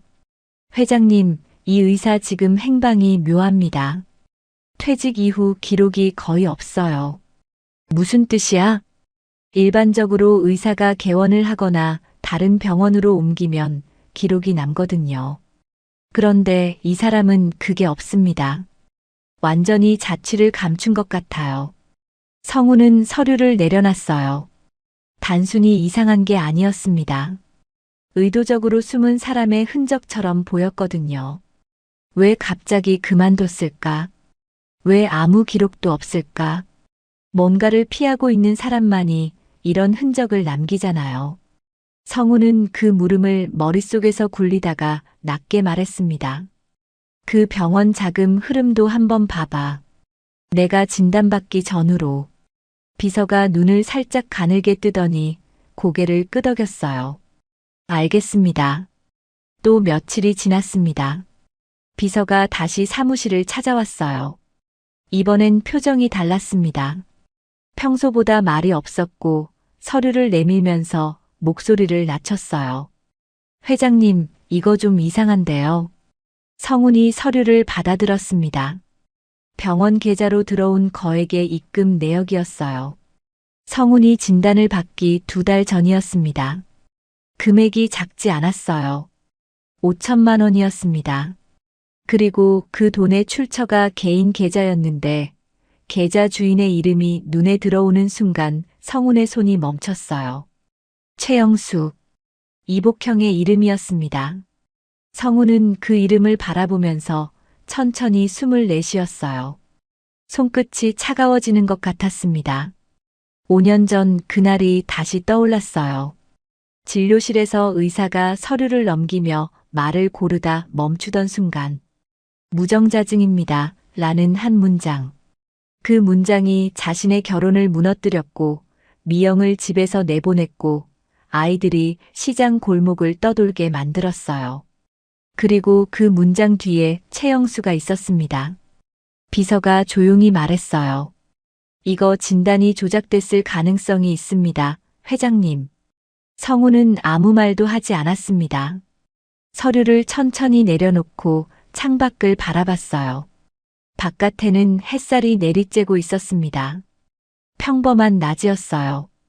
그런데 성훈의 머릿속에서는 5년 전 그날부터 지금까지의 모든 일이 전혀 다른 모습으로 재구성되고 있었습니다. 최영수는 그룹 부회장이었어요. 성훈의 이복형이었습니다. 후계 구도에서 늘 성훈과 경쟁해온 사람이었어요. 성훈이 회장 자리에 오르면서 그 경쟁에서 밀렸지만 완전히 물러선 적은 없었습니다.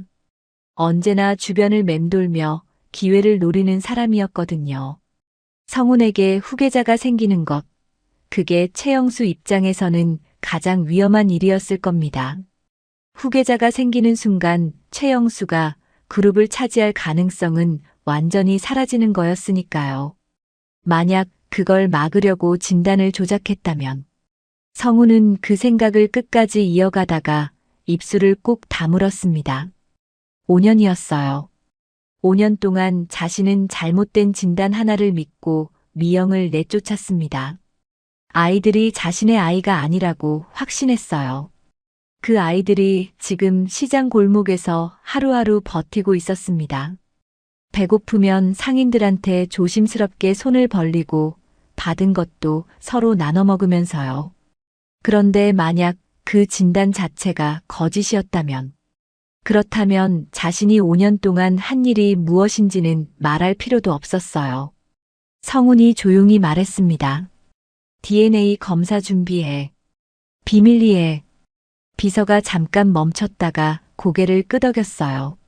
성훈은 다시 창밖을 바라봤습니다. 확인해야 했어요.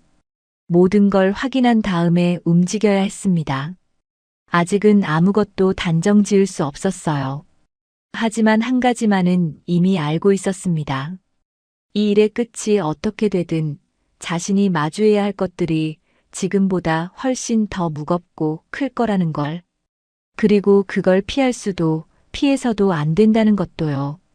다음 날 아침 쌍둥이 남매가 평소처럼 시장으로 나왔습니다. 오빠 시준이와 동생 하은이였어요. 두 아이는 태어날 때부터 붙어 다녔고 말하지 않아도 서로의 상태를 알아챘습니다.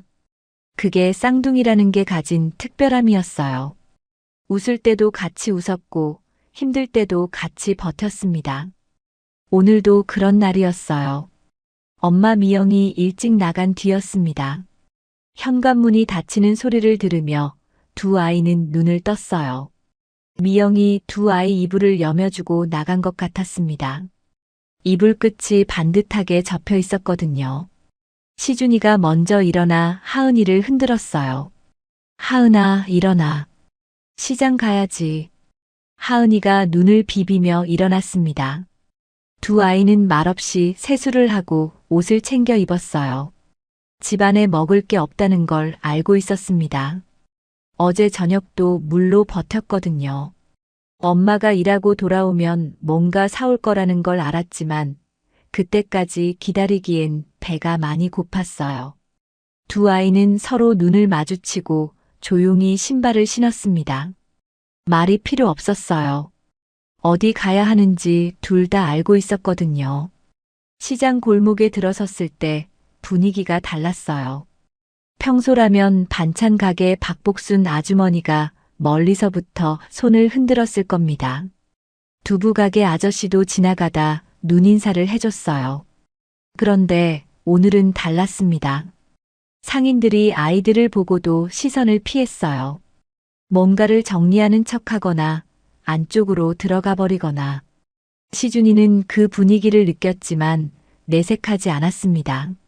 하은이 손을 한 번 더 꼭 쥐고 평소처럼 반찬 가게 앞으로 걸어갔어요. 죄송하지만 혹시 남은 거 조금만 주실 수 있어요? 박복순 아주머니가 고개를 들었다가 다시 내렸습니다. 잠깐 망설이는 게 보였어요. 평소와 달리 손이 움직이지 않았습니다. 입술을 꾹 다물었다가 겨우 말을 꺼냈어요. 오늘은 좀 어렵겠다. 미안해. 시준이가 고개를 끄덕였어요. 괜찮다고 했습니다. 그리고 하은이 손을 잡고 다음 가게로 걸어갔어요. 하은이는 아무 말도 하지 않았습니다. 그냥 오빠 손을 꼭 쥐고 따라갔어요. 박복순 아주머니가 뒤에서 두 아이의 뒷모습을 바라보다 고개를 숙이는 게 느껴졌지만 시준이는 돌아보지 않았어요. 두부 가게도 마찬가지였습니다. 아저씨가 아이들을 보자 시선을 피했어요. 바쁜 척 다른 쪽을 봤습니다. 시준이가 말을 걸려다가 멈췄어요. 굳이 말을 꺼내지 않아도 알 수 있었거든요. 오늘은 아무것도 받을 수 없다는 걸요. 시준이는 그냥 하은이를 데리고 다음 가게로 이동했습니다. 발걸음이 자연스러웠어요. 실망한 티를 내지 않으려고 애쓰는 걸 하은이는 알고 있었습니다. 국밥집 앞을 지나갔어요. 평소엔 국밥집 아주머니가 남은 국물이라도 챙겨줬는데 오늘은 가게 문이 닫혀 있었습니다. 아직 장사 시간인데도요. 시준이가 문 앞에 잠깐 서 있다가 돌아섰어요. 하은이가 조용히 물었습니다. 오빠, 오늘은 없는 날이야? 시준이가 잠깐 하은이를 바라봤어요. 그리고 고개를 끄덕였습니다. 오늘은 없는 날인가 봐. 하은이가 아무 말도 못하고 고개만 끄덕였어요. 두 아이는 시장을 한 바퀴 더 돌았습니다. 하지만 결과는 같았어요. 아무도 아이들에게 말을 걸지 않았고 아무것도 내주지 않았습니다. 상인들의 눈빛이 달랐어요. 미안하다는 눈빛이었는데 그래도 어쩔 수 없다는 눈빛이기도 했습니다. 뭔가 두려워하는 것 같기도 했어요. 두 아이는 그 눈빛의 의미를 정확히 이해하지 못했지만 오늘은 다르다는 걸 몸으로 느꼈습니다. 두 아이는 결국 아무것도 받지 못하고 시장을 나왔습니다. 골목 입구에서 잠깐 멈췄어요. 시준이가 하은이를 바라봤습니다. 하은이는 배가 고프다는 말을 하지 않았어요. 눈치가 빠른 아이였거든요. 오빠가 지금 어떤 상태인지 알고 있었습니다. 뭔가 말을 해주고 싶었지만 딱 맞는 말이 없었어요. 그냥 오빠 옆에 서 있었습니다. 집에 가자. 시준이가 먼저 말했어요. 하은이가 고개를 끄덕이고 따라왔습니다. 집에 돌아와서 두 아이는 물을 한 컵씩 마셨어요. 냉장고를 열어봤지만 별게 없었습니다. 엄마가 어젯밤에 사다 놓은 두부 반모가 전부였어요. 시준이가 그걸 꺼내서 반으로 잘랐습니다. 하은이한테 먼저 내밀었어요.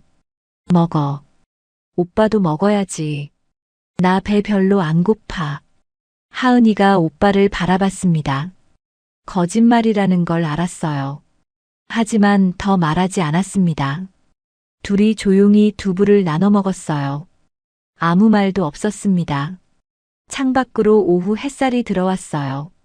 따뜻했지만 배는 여전히 고팠습니다. 시준이는 그 햇살을 바라보면서 아무 말도 하지 않았어요. 하은이도 그냥 옆에 앉아 있었습니다. 저녁이 됐을 때 미영이 돌아왔습니다. 문을 열고 들어오다가 두 아이가 조용히 앉아 있는 걸 봤어요. 낮에 시장에서 아무것도 받지 못했다는 걸 직감했습니다. 아이들 얼굴이 평소보다 창백했거든요. 미영은 들고 온 봉투를 내려놓고 아이들 앞에 앉았어요. 오늘 시장 어땠어? 시준이가 잠깐 망설이다가 말했습니다. 괜찮았어. 엄마 피곤하지? 미영은 그 말을 듣는 순간 가슴이 내려앉았어요. 아이가 괜찮다고 했지만 괜찮지 않다는 걸 알았거든요. 봉투 안에서 뭔가를 꺼내 아이들 앞에 놓았습니다. 작은 찐빵 봉지였어요. 퇴근하면서 사온 거였습니다. 하은이가 그걸 보고 눈이 살짝 커졌어요. 하지만 바로 표정을 감췄습니다. 그것도 엄마한테 배운 거였어요. 기쁜 것도 힘든 것도 너무 티내지 않는 것. 미영은 아이들이 찐빵을 먹는 모습을 바라봤어요. 왜 오늘 시장 분위기가 달라졌는지는 알 것 같았습니다. 어제 성훈이 왔다는 걸 이 작은 동네 시장이 눈치챘을 거예요. 그리고 누군가가 먼저 움직였겠죠. 시장 상인들은 원래 여린 사람들이에요. 위에서 압박이 오면 버티기 어렵거든요. 미영은 그 사실을 알면서도 상인들을 탓하지 않았습니다. 그 사람들도 살아야 하니까요. 다만 이게 시작이라는 걸 미영은 본능적으로 알고 있었어요. 그날 밤 세 사람이 나란히 누웠습니다. 불을 끄고 나서도 한참 동안 잠이 오지 않았어요. 미영은 천장을 바라보면서 생각했습니다. 어제 복도에서 봤던 성훈의 얼굴이 자꾸 떠올랐어요. 5년 만에 본 얼굴이었습니다. 달라져 있었어요. 눈빛이 달랐거든요. 예전에 그 차갑고 굳은 눈빛이 아니었어요. 뭔가를 찾고 있는 사람의 눈빛이었습니다. 그 눈빛이 자꾸 마음에 걸렸어요. 옆에서 하은이가 먼저 잠들었어요. 시준이도 얼마 지나지 않아 고른 숨소리를 냈습니다. 미영은 두 아이의 얼굴을 바라봤어요. 어두웠지만 실루엣이 보였습니다. 시준이의 눈매, 하은이의 작은 입술. 이 아이들이 아직 아무것도 모른다는 게 다행이었어요. 그러면서도 언제까지 모르게 할 수 있을지 그게 두려웠습니다. 무언가 이상하다는 감정이 처음으로 확실해지는 밤이었어요. 성훈이 다시 시장을 찾은 건 며칠 뒤였습니다.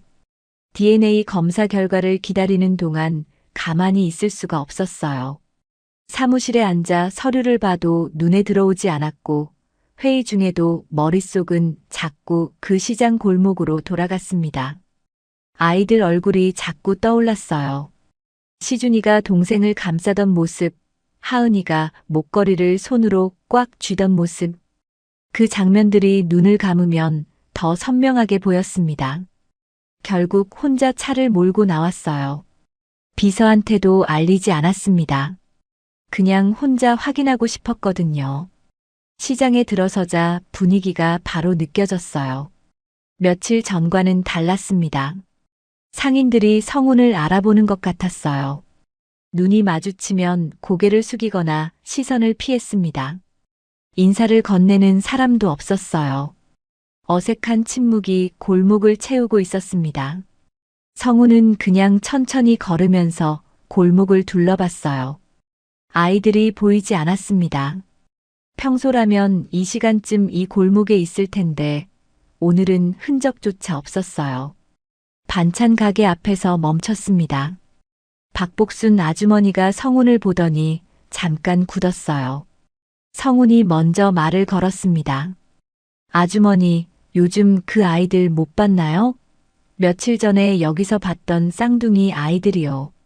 박복순이 잠깐 망설였어요. 반찬통을 정리하는 손이 멈췄습니다. 눈을 마주치지 않으려는 게 보였어요. 요즘은 잘 안 보이더라고요. 짧게 대답하고 시선을 내렸습니다. 더 말하고 싶지 않다는 게 느껴졌어요. 성훈은 그냥 고개를 끄덕이고 자리를 옮겼습니다. 그런데 발걸음이 떨어지지 않았어요. 뭔가 이상했거든요. 박복순 아주머니는 원래 말이 많은 사람이었습니다. 아이들 얘기가 나오면 한참을 이야기하던 사람이었어요. 그런데 지금은 두 마디로 끊어버렸습니다. 알면서도 말하지 않으려는 사람의 표정이었어요. 성훈은 다른 상인들에게도 슬쩍 물어봤습니다. 두부 가게 아저씨, 생선 가게 주인, 건어물 가게 할머니. 반응이 전부 비슷했어요. 처음엔 모른다고 했다가 조금 더 물으면 말을 아꼈습니다. 시선을 피하거나 갑자기 바빠졌어요. 한 명이 아니었습니다. 골목 전체가 입을 다물고 있었어요. 그 침묵이 너무 일관됐거든요. 이건 우연이 아니었습니다. 누군가 이 시장 전체에 손을 뻗친 거였어요. 성훈은 차로 돌아와 비서에게 전화했습니다. 시장 상인들 동향 파악해봐. 최근에 누가 접촉했는지, 어떤 압박이 있었는지. 비서가 바로 움직였어요. 이틀 뒤 결과가 나왔습니다. 비서가 사무실로 와서 문을 닫고 조용히 말했어요. 회장님, 시장 상인 몇 명을 따로 만나봤는데요. 처음엔 다들 말을 아끼다가 결국 한 분이 입을 열었습니다. 뭐래? 위에서 연락이 왔다고 하더군요. 그 아이들한테 음식 주지 말라고요. 직접적으로 협박은 아니었는데 뉘앙스가 그랬답니다. 재개발 관련해서 불이익이 생길 수도 있다는 식으로요. 상인들 입장에서는 거절하기 어려웠겠죠. 재개발이 되면 이 자리를 잃게 되는 사람들이니까요. 성우는 잠시 말이 없었어요. 누가 연락했는지는 직접 이름은 안 나왔는데 재개발 쪽 관계자라고만 했답니다. 아마 직접 나서지 않고 중간 사람을 통해서 움직인 것 같습니다.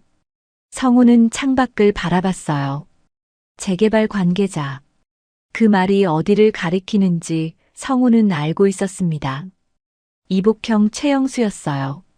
병원 진단을 조작했을 뿐 아니라 지금도 미영과 아이들의 생존을 압박하고 있는 거였습니다. 그것도 아주 조용하고 교묘하게요. 손에 잡히는 증거 하나 남기지 않으면서요. 그 무렵 미영한테도 일이 생겼어요. 미영이 일하던 식당에서 갑자기 연락이 왔습니다.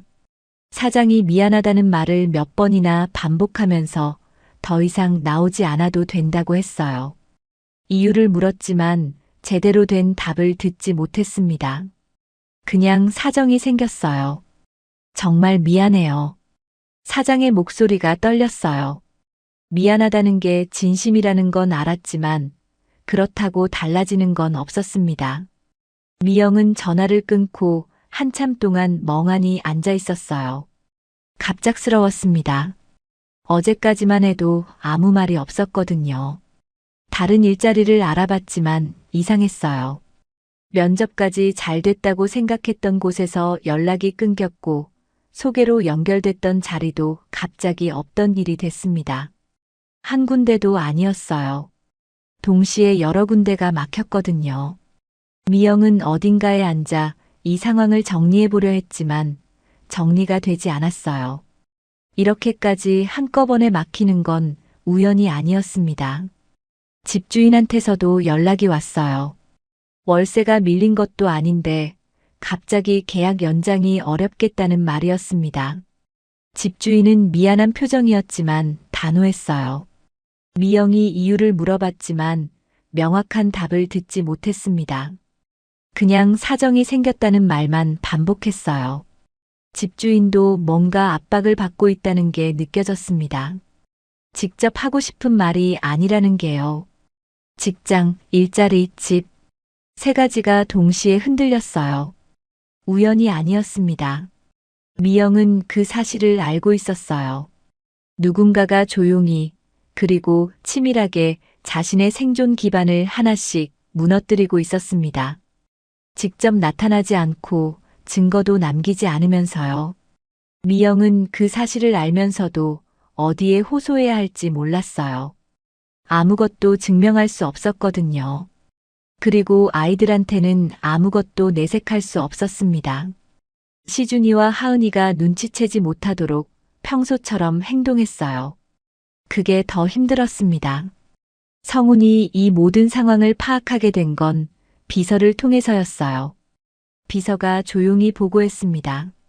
회장님, 미영 씨가 다니던 식당에서 해고됐고 다른 일자리도 연결이 안 되고 있습니다. 거주 중인 집도 계약 연장이 거절됐어요. 흐름을 보면 누군가 조직적으로 움직이는 것 같습니다. 시장 상인들 권하고 같은 손이 움직이는 것 같고요. 성우는 그 말을 들으면서 눈을 감았어요. 예상은 했습니다. 하지만 막상 확인하니 가슴이 무거워졌어요.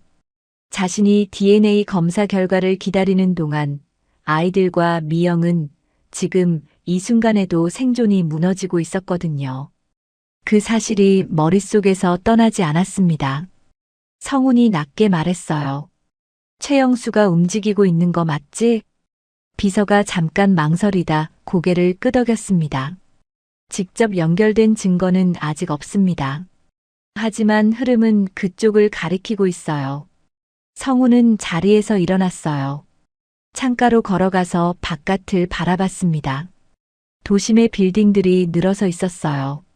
그 어딘가에 미영과 아이들이 지금 이 순간 버티고 있을 거였습니다. 아무것도 모른 채로요.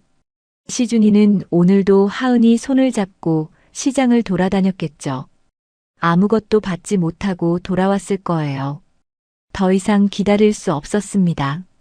증거가 완벽하게 갖춰질 때까지 기다리는 게 아니었어요. 지금 당장 움직여야 했습니다. 성우는 창밖을 바라보면서 천천히 주먹을 쥐었어요. DNA 결과가 나오는 순간 모든 걸 걸어야 했습니다. 자신이 5년 동안 외면해온 것들을 전부 마주해야 했어요. 그리고 최영수가 5년 동안 숨겨온 것들도 전부 끄집어내야 했습니다. 결과지가 도착한 날, 성우는 사무실에 혼자 있었습니다. 비서가 봉투를 들고 들어왔어요. 아무 말도 하지 않고 책상 위에 내려놓고 조용히 나갔습니다. 성우는 그 봉투를 한참 바라봤어요. 손이 움직이지 않았습니다. 저 안에 뭐가 들어있는지 이미 알 것 같았거든요. 가슴이 먼저 알고 있었어요.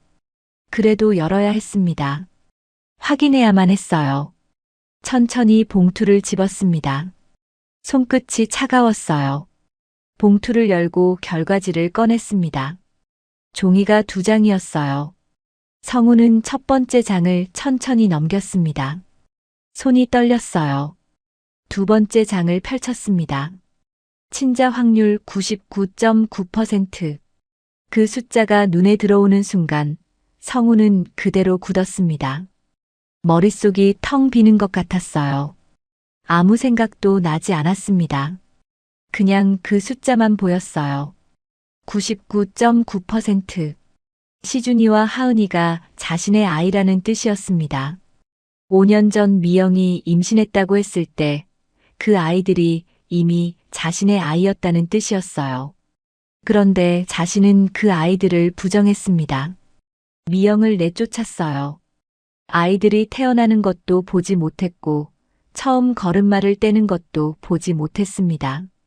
처음 말을 하는 것도 처음 웃는 것도 전부요. 그냥 그 자리에 주저앉았어요.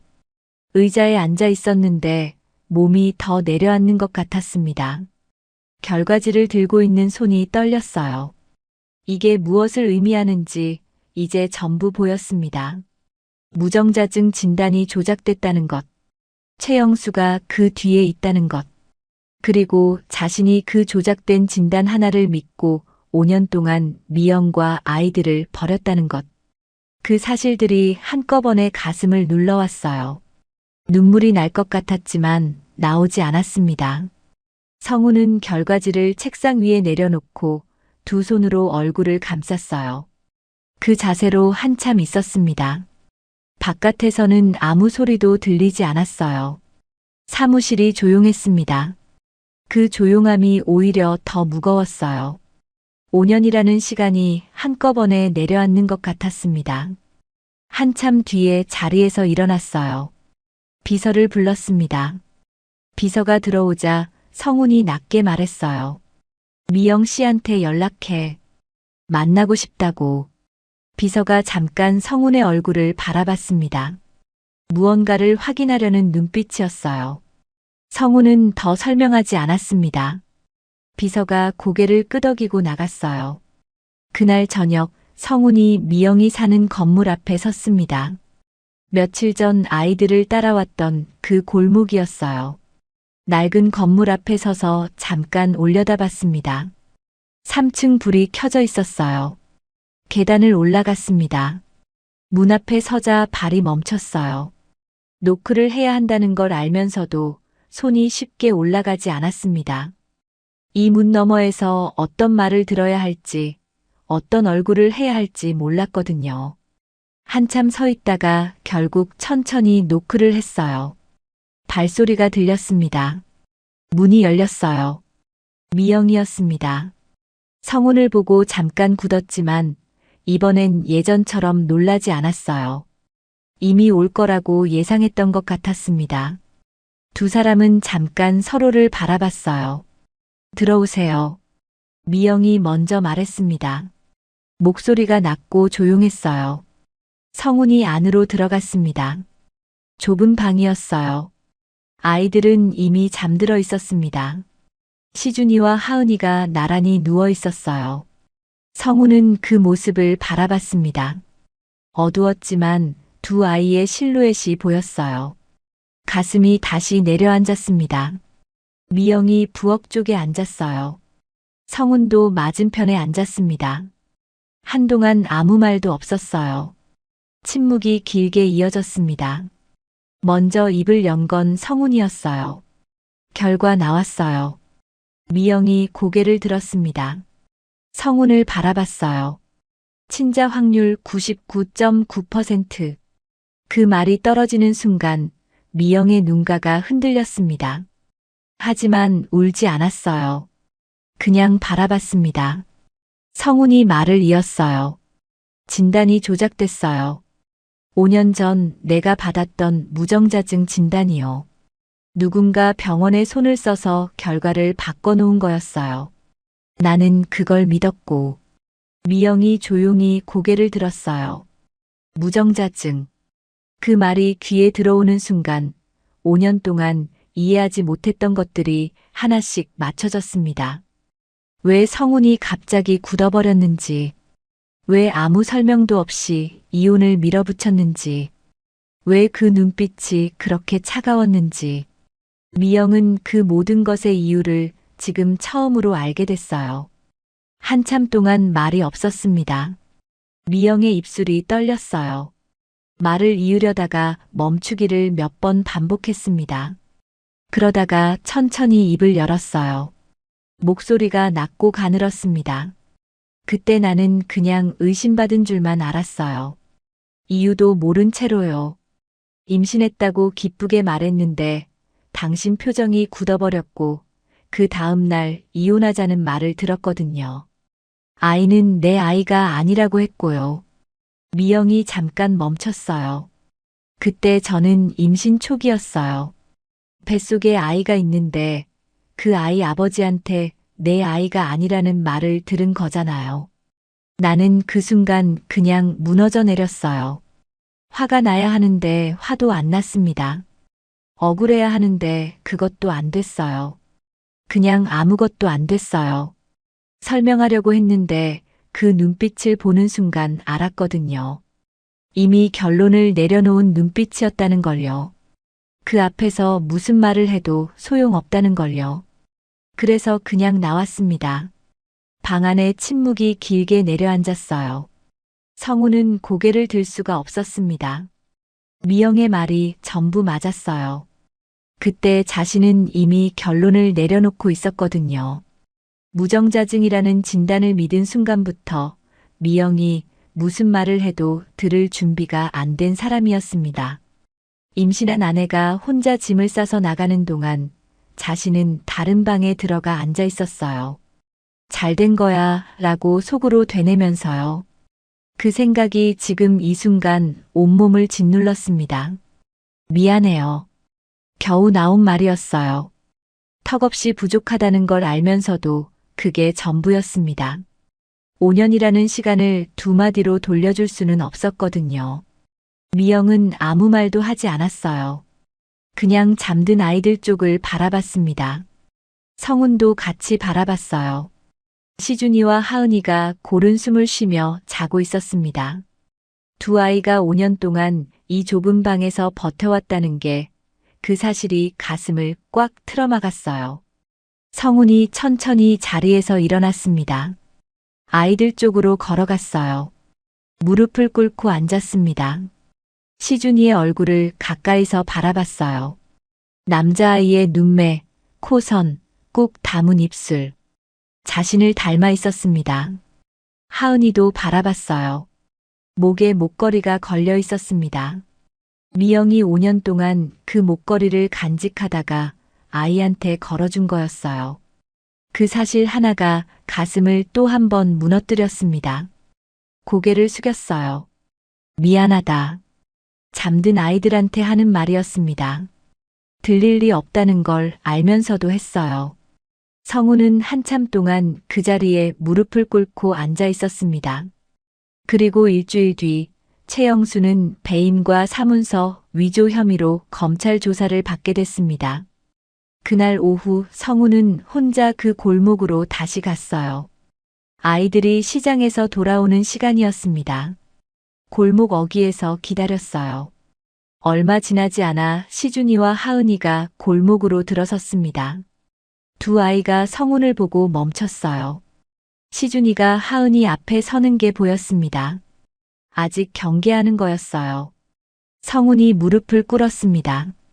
아이들 눈높이까지 내려갔어요. 두 아이가 그 모습을 보고 잠깐 굳었습니다. 성훈이 조용히 말했어요. 시준아, 하은아. 처음으로 이름을 불렀습니다. 목소리가 떨렸어요. 아빠야. 시준이의 눈이 흔들렸어요. 하은이는 오빠 뒤에서 성훈을 바라봤습니다. 아무 말도 없었어요. 골목이 조용했습니다. 성훈은 고개를 숙였어요. 미안하다. 그 말이 골목에 조용히 떨어졌습니다. 한참 동안 아무것도 없었어요. 그러다가 작은 발소리가 들렸습니다. 하은이가 조심조심 다가왔어요. 그리고 성훈의 어깨에 작은 손을 올렸습니다. 아무 말도 없었어요. 그 작은 손 하나가 전부였습니다. 성훈은 고개를 숙인 채로 눈을 감았어요. 뜨거운 것이 눈 밑으로 흘러내렸습니다. 5년 동안 나오지 않던 것이었어요. 시준이가 잠깐 망설이다가 천천히 옆으로 다가왔습니다. 말은 하지 않았어요. 그냥 그 자리에 서 있었습니다. 세 사람이 그 골목에 함께 있었어요. 아무 말도 없이 그냥 함께였습니다. 그것으로 충분했습니다. 성우는 단 하나의 진단을 믿었고 그 믿음 하나로 가장 소중한 것들을 전부 잃었습니다. 조작된 말 한마디가 한 가족의 5년을 무너뜨렸어요. 우리도 살면서 이런 순간을 만날 때가 있지 않나요? 확인하지 않은 채 믿어버린 것들, 설명도 듣지 않고 내린 결론들. 나중에야 돌아보면 그때 조금만 더 물어봤더라면, 조금만 더 기다렸더라면 하고 후회하는 순간들이요. 성훈이 골목에서 무릎을 꿇던 그 장면이 오래 마음에 남는 건 어쩌면 우리 모두 그런 후회를 하나씩 안고 살아가기 때문일 겁니다. 늦었다고 생각할 때가 진짜 시작일 수 있어요. 성훈처럼요. 오늘도 끝까지 함께 해주셔서 감사합니다. 이 이야기가 작은 위로가 됐다면 구독과 좋아요 부탁드려요. 여러분이 살아오면서 느낀 소중한 이야기도 댓글로 남겨주시면 반드시 읽겠습니다. 지금까지 햇살 머문 인생이었습니다. 감사합니다.